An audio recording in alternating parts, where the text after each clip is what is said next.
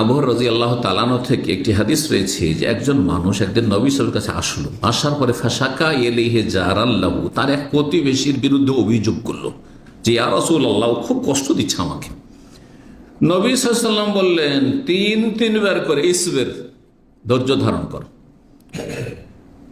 ইসবির, আবার আসছে ইয়া রাসূলুল্লাহ কষ্ট দিচ্ছে, কত সবর করব, কত ধৈর্য ধারণ করব।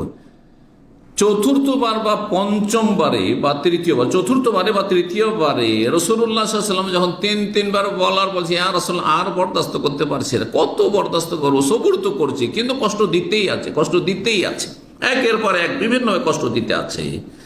নবী সাল্লাল্লাহু আলাইহি ওয়াসাল্লাম একটি কাজ শিখিয়ে দিলেন তাকে, টেকনিক। কি শুনেছেন কোনোদিন এই কথা?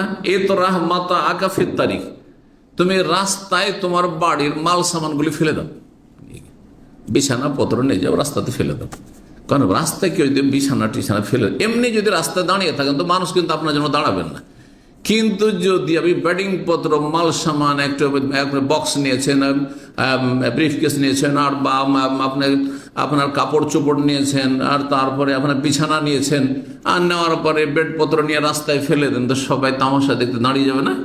সবাই জিজ্ঞাসা, ভাই কি হয়েছে, কি হয়েছে, কি হয়েছে, কি হয়েছে? আর তখন আপনি বলবেন যে এই লোক আমরা জুলুম করছে, এই লোক আমরা জুলুম করছে, তো গোটা গ্রামে ওকে চিহ্নিত হয়ে যাবে, হ্যাঁ, যে অসৎ লোক, সেসব গোটা গ্রামের লোক যায় না যে লোকটি খুব খারাপ। তুমি রাস্তায় ফেলে দাও তোমার মাল সামান। আল্লাহ তাই করলো।